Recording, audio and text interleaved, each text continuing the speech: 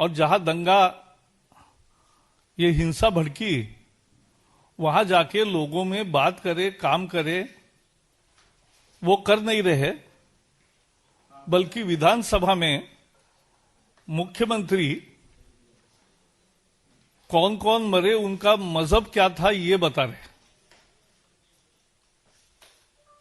तो ये और कांग्रेस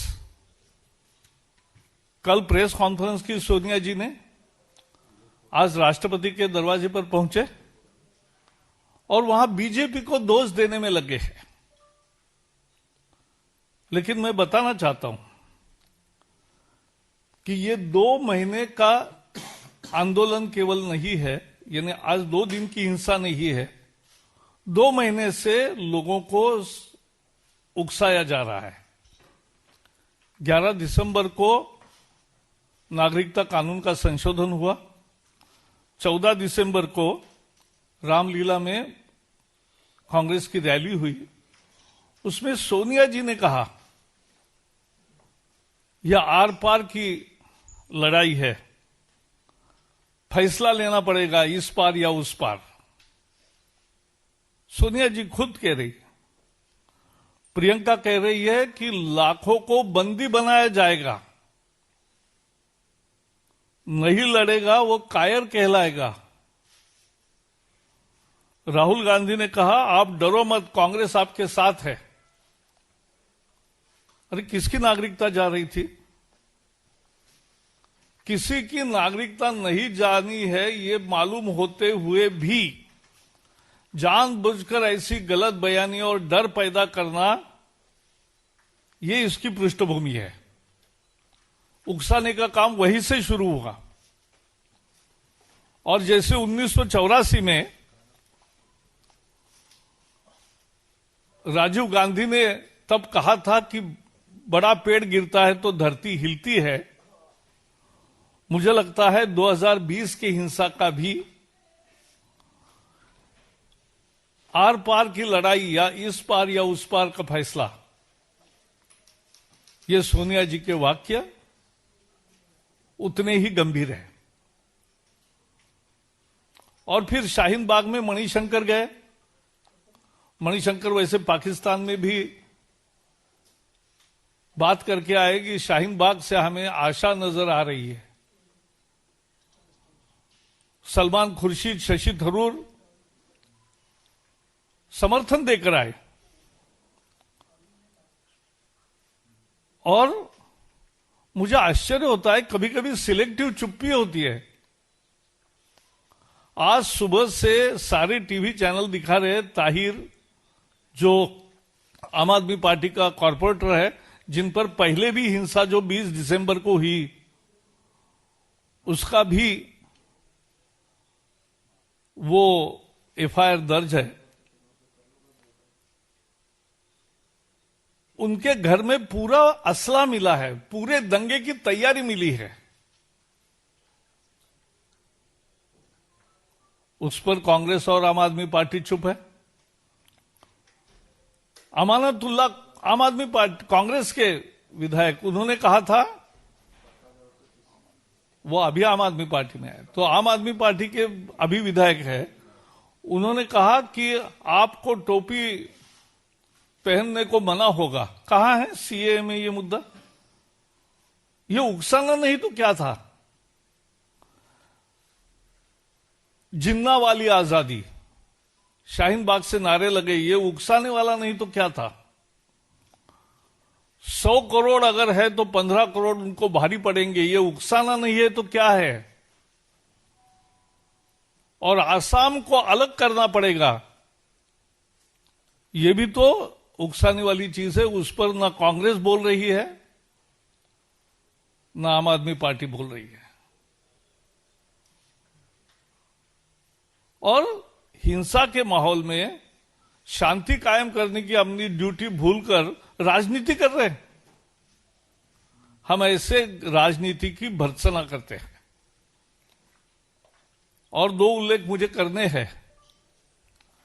जिस हिंसा में एक आईबी के ऑफिसर अंकित शर्मा और पुलिस के एक हेड कांस्टेबल रतन लाल इनकी शहादत होती है, डीसीपी एसीपी जख्मी होकर हॉस्पिटल में भर्ती होते हैं, 56 पुलिस जख्मी होते हैं, पुलिस पर हमला किया गया और इतना सब हुआ तो भी हम देख रहे हैं कि ये पार्टियां चुप है, उस पर ज्यादा बोल नहीं रहे। इतने पत्रकारों पर हमले हुए, हमारी तो, मैं तो सूचना प्रसारण मंत्री हूं, तो मुझे बहुत दुख है इसका कि पत्रकारों को भी बख्शा नहीं गया। और ऐसे में पत्रकारों का वायलेंस, पुलिस पर हमले,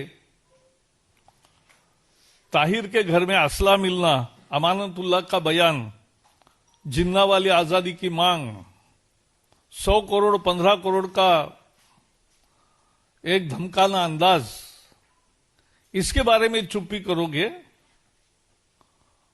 और बीजेपी सरकार को सवाल पूछोगे जिन्होंने शांति भी कायम की है, जांच भी चल रही है, तेजी से चल रही है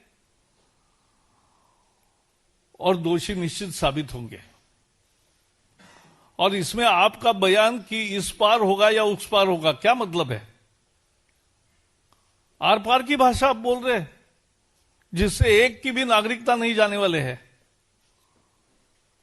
और इसलिए भारतीय जनता पार्टी की भूमिका तो प्रधानमंत्री, गृह मंत्री, रक्षा मंत्री और सभी हमारे अध्यक्ष और नेताओं ने हमेशा रखी है। हम सर्व समाज को एक नजर से देखते हैं, लेकिन इस तरह का जो सारा प्रयास चल रहा है, ये राजनीति है, ओछी राजनीति है, हम इसकी भर्त्सना करते हैं। Friends, the situation after 2 days violent incidents in northeast Delhi are under control. The arrests have been made, the inquiry is fast-tracked, and I am very sure that this will bring out the real culprits behind this violence. In such a situation, the duty of all political parties and everybody has to be to consolidate peace, to have dialogue with people. But what we are seeing, those who got elected from the area from where the violence has been reported, they are absent from the scene. And who started this? This is not two-day violence. Pot was put on boiler for 2 months. On 14 December, after 3 days of passing of CAA, Congress held the rally at Ram Leela Maidan. And in that, Congress President Sonia Gandhi said, now we have to decide, is par ya us par. मतलब क्या है? Is it not instigation? Priyanka said, hundreds of thousands of people will be put behind bar. Is it not misinterpretation and is it not instigation? Rahul said, आप डरो मत, कांग्रेस आपके साथ है. And Manishankar went to Pakistan and said many things and went to Shaheen Bagh also, Salman Khurshid, Shashi Tharoor. And when they are so vocal in Shaheen Bagh, they are selectively silent. On today's day-long report by all channels that a corporator of Aam Aadmi Party, Tahir, his house has become a factory of riots. All kinds of ammunition, petrol bombs, and stones of various size have been shown on picture, nobody is saying anything. In Shaheen Bagh, there were two slogans of Jinnah Wali Azadi and Break Assam from India. No word of protest. There was a speech by an MP that 15 crore are more effective than 100 crore or can take the challenge. Is it not instigation or what? And now what we are seeing, one police personnel, Ratan Lal, and one IB personnel, Ankit Sharma, died. DCP, ACP injured. 56 police are in hospitals. This was not a pre-planned attack, it was. Many journalists, they have been targeted. Not a word against these such attacks. That's a selective silence. And they are now talking. Yesterday they held press conference and today they went to President to say that this is what is happening and BJP is to blame. This is worst kind of blame game. This is worst kind of politics. We condemn it. And like in 1984, when Rajiv Gandhi defended the violence by saying that when the big tree fails, earth shakes. Today, Sonia Gandhi's 14 December speech, is par ya us par, also has instigated the mobs. That's all from my side. Yes.